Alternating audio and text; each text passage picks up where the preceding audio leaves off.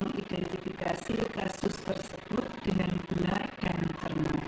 Jadi agar tidak terjadi kesalahan dan pengambilan keputusan.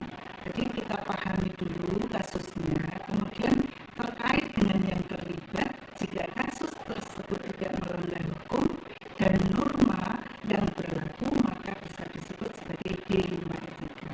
Namun, jika sebaliknya kasusnya itu melanggar hukum ataupun norma serta menimbulkan kesalahan, maka itu dilema etika dan rujukannya. Berarti memang harus lagi-lagi kasusnya. Kalau tidak ada berhubungan dengan hukum dan norma, itu bisa dimasukkan dalam dilema etika. Kemudian yang kedua, pertanyaan yang kedua, selama ini bagaimana Ibu menjalani utamanya dalam kasus-kasus di mana ada dua kepentingan yang sama-sama benar atau mengandung nilai-nilai kebajikan? Ya, terima kasih ya Bu Diana. Sebagai pemimpin ya di suatu lembaga, maka saya akan mempertimbangkan kasus yang sama-sama benar, hal tersebut dan berbenturan dengan kepentingan perorangan atau orang banyak. Jadi yang mengandung nilai kebenaran, rasa adil atau belas kasihan, sehingga akan berdampak untuk saat ini dan yang akan datang.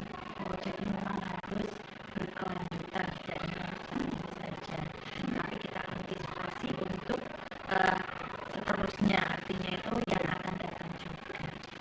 Baiklah, untuk yang ketiga, Bunda langkah-langkah atau prosedur apa saja yang biasa bisa dilakukan selama ini?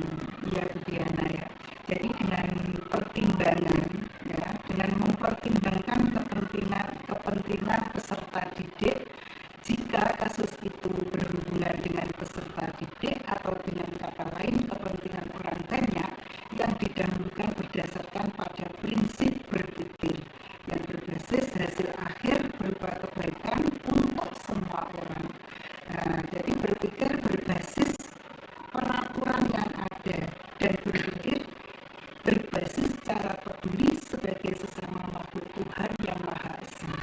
Kemudian mulai melakukan investigasi untuk mencari fakta, data yang akurat dan menemukan opsi jalan keluarga atau mendapatkan solusi baru yang dibuat dengan membuat keputusan.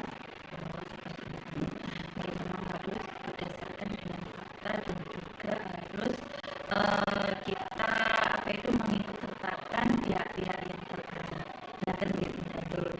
Alhamdulillah, terima kasih Bunda Tika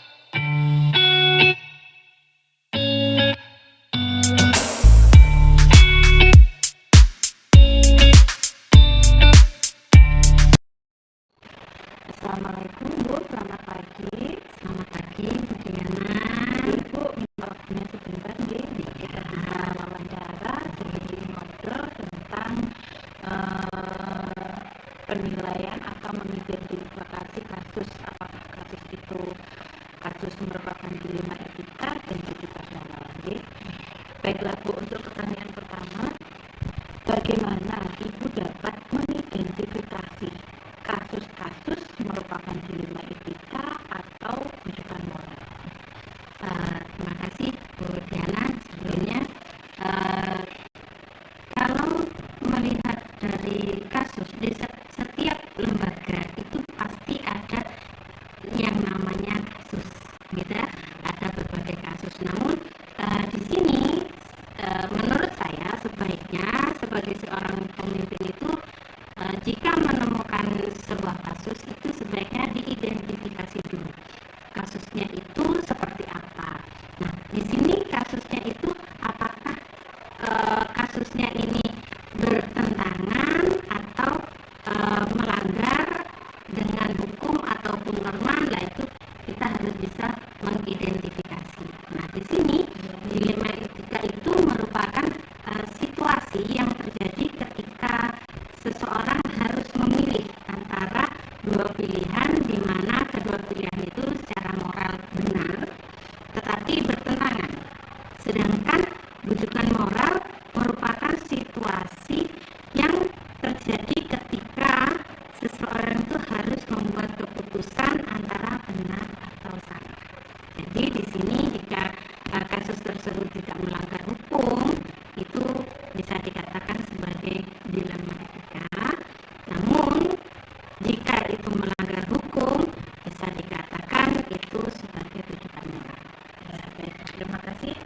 Baiklah, kita lanjut ke pertanyaan kedua gitu, Nge. Monggo. Selama ini, bagaimana Ibu menjalani namanya untuk kasus-kasus di mana ada dua kepentingan yang sama-sama benar atau mengandung nilai-nilai kebajikan? Di sini sebagai pemimpin, menurut saya lagi ya Bu Diana, ini di suatu lembaga ini kita akan mempertimbangkan kasus yang sama-sama benar, gitu, hal tersebut sama-sama benar, berbentur dengan kepentingan perorangan atau banyak orang. Nah, di sini yang mengandung nilai kebenaran, rasa adil atau belas kasihan itu sehingga akankah berdampak ya untuk saat ini dan yang akan datang. Jadi nanti kita akan identifikasi dulu, kita pertimbangkan dengan pihak-pihak yang terkait. Untuk selanjutnya pertanyaan yang ketiga, Bu Nge. Nah, langkah-langkah atau prosedur apa yang biasa jenengan lakukan selama ini? Kalau seperti itu, langkah-langkah saya itu kita konsultasikan atau kita adakan coaching antara guru kelas mungkin dengan kepala sekolah atau guru kelas bersama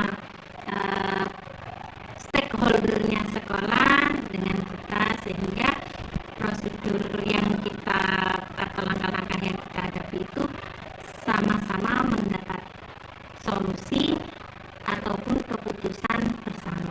Jadi antara pihak sekolah dan pihak stakeholder yang terkait di situ